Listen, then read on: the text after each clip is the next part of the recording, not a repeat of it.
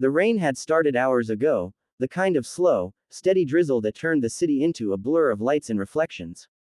Neon signs flickered over puddles, taxis splashed through corners, and the air smelled of wet asphalt and roasted coffee. Jason Statham, wearing a dark coat and a flat cap pulled low over his face, stepped out of the back entrance of the film studio. The night shoot had dragged on, and his body ached from hours of action scenes. The adrenaline was gone now, leaving behind only silence and fatigue. He walked toward a small bakery that was still open, one of those old places where the owner still knew how to bake bread the traditional way. A bell jingled softly as he entered. The warmth hit him first, then the smell, that comforting mix of dough, butter, and sugar. "Evening, Mr. Statham," said the baker, a kindly man in his 50s. "Long day again, eh?" Jason nodded with a faint smile.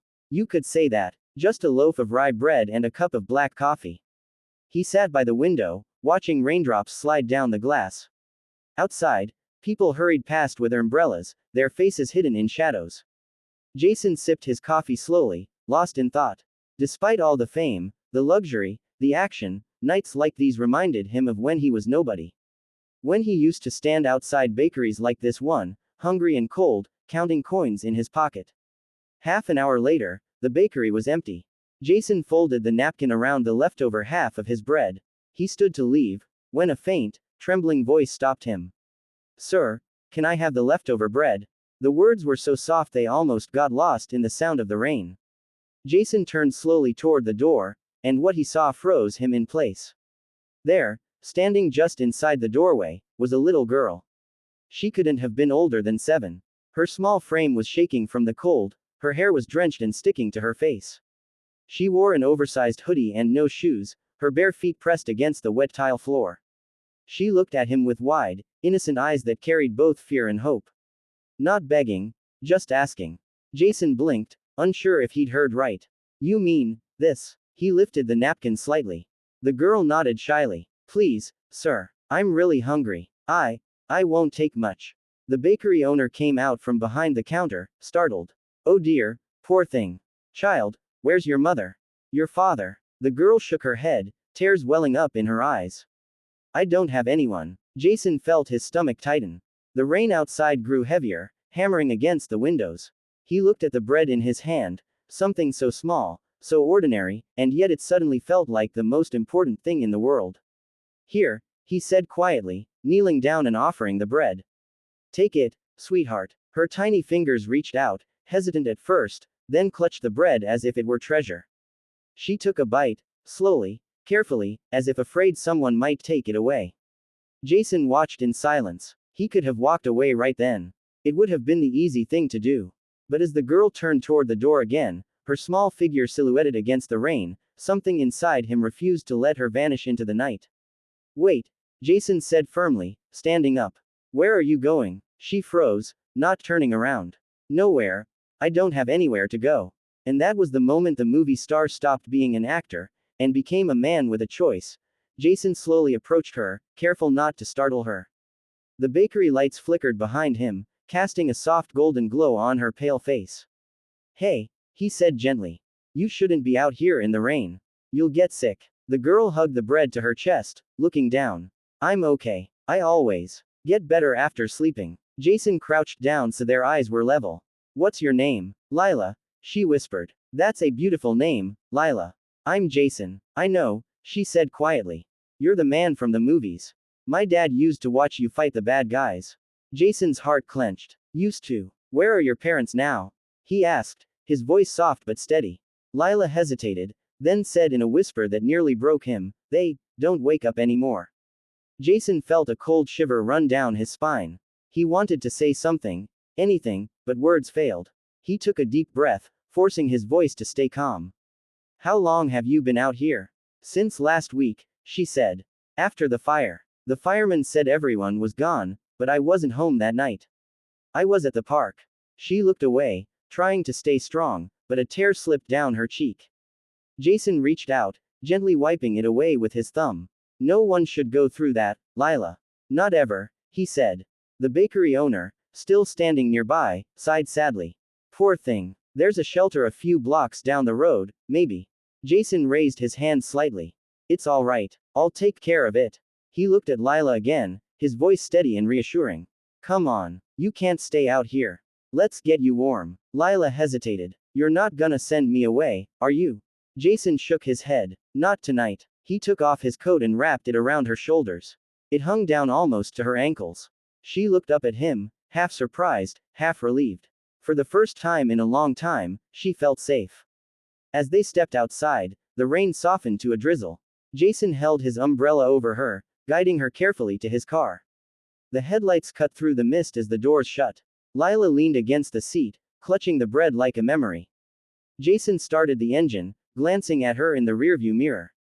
You hungry for something warm? She nodded shyly. I haven't had soup in a long time. Jason smiled faintly. Then soup it is. And as the car disappeared into the rainy night, the bakery lights faded behind them, marking the quiet beginning of a bond neither of them could have ever imagined. The rain had eased by the time Jason's car pulled up in front of a small roadside diner. The neon sign buzzed weakly, open 24 hours. Steam fogged the windows, and the faint smell of coffee and fried eggs lingered in the air. Jason parked, got out, and hurried around to open the door for Lila. She stepped out slowly, still clutching the half-eaten bread. The oversized coat almost dragged along the wet pavement. Come on, Jason said softly, holding out his hand. Let's get you warm. Inside, the diner was almost empty. A waitress in her mid-40s looked up from behind the counter, surprised to see Jason Statham walk in, but her eyes quickly moved to the little girl beside him. She didn't ask questions, she just gave a sympathetic smile. Jason found a corner booth. He sat opposite Lila, watching as she looked around curiously, at the glowing jukebox, the steaming cups of coffee, the pictures of smiling families on the walls. Hot cocoa and soup for the young lady, Jason said to the waitress. And a black coffee for me. The woman nodded and left. Lila's fingers tapped nervously against the table. Her lips trembled, not from the cold now, but from everything she was holding inside. Lila, Jason said softly, leaning forward. You don't have to be scared, okay? You're safe here. She looked up, her voice barely audible. People always say that, before they go away. Jason felt his heart twist. I'm not going anywhere tonight. I promise. When the food arrived, Lila's eyes widened at the sight of the soup, a simple bowl of tomato broth with bread on the side. Steam rose gently, curling in the light. She stared at it like it was something magical. Go ahead, Jason said with a gentle smile. She picked up the spoon with both hands and began to eat. Slowly at first.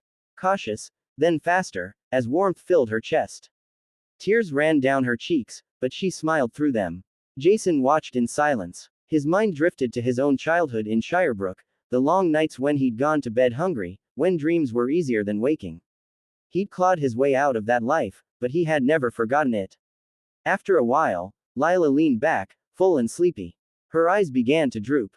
Jason covered her with his coat again and looked out the window. The rain had stopped, leaving the streets glistening under streetlights. He pulled out his phone and called the local precinct. Officer Grant speaking. Hey, this is Jason Statham, Jason said quietly. I found a little girl on 7th Avenue. She's been living on the street. I think her parents are gone. Can you check the reports? A pause. The officer's voice softened. We had a fire in the Northside district last week. One survivor, a child named Lila Stone. Parents deceased. Jason closed his eyes. He didn't say anything for several seconds. Then, quietly, yeah. That's her. The officer sighed. You can bring her to the children's shelter tonight. They'll take care of her. Jason hung up. He looked at the sleeping girl across the table, small, fragile, yet somehow strong. He imagined her waking up tomorrow in a cold government shelter surrounded by strangers. Alone again. He whispered to himself, no. Not her. Not tonight. He stood, scooped her gently into his arms, and carried her out into the night. The city lights shimmered on the wet road as he placed her carefully into the backseat, covering her with the blanket. Jason started the engine, but instead of turning toward the shelter, he drove the other way, toward his home. It was well past midnight when Jason's black SUV rolled through the gates of his secluded Los Angeles estate. The security guard looked surprised but didn't ask questions. Jason was known for being unpredictable. The massive mansion stood quiet against the dark hills, its windows glowing softly. Inside, everything was clean, silent, and empty, too empty. Jason carried Lila through the front door, her head resting on his shoulder. His housekeeper, Maria, appeared in the hallway, startled. Mr. Statham. Oh my goodness, who is? Shish. Jason interrupted softly. She's asleep. We'll talk later. He climbed the stairs and entered one of the guest rooms, a warm, sunlit room with cream-colored walls and a bed that had never been used. He laid Lila down carefully, pulled the blanket over her, and stood for a long moment watching her breathe. For years, Jason had lived surrounded by noise, cameras, directors, explosions, fans, but in that silent room, something real stirred in him. A feeling he hadn't known he was missing. Downstairs, Maria waited nervously. Jason, what's going on? Who is the girl? Jason rubbed his face. Her name's Lila. She's 7. Her parents died in a fire. Maria gasped. Oh, that poor child. She had nowhere to go, Jason continued. I couldn't leave her there. Maria hesitated. Sir, the press. I don't care about the press, Jason said firmly. Let them say what they want. She needed someone tonight. That's all that matters. He sank into a chair, staring at the flickering fireplace. His mind was racing, not with lines or fight choreography, but with questions. What will I do with her? How will I protect her?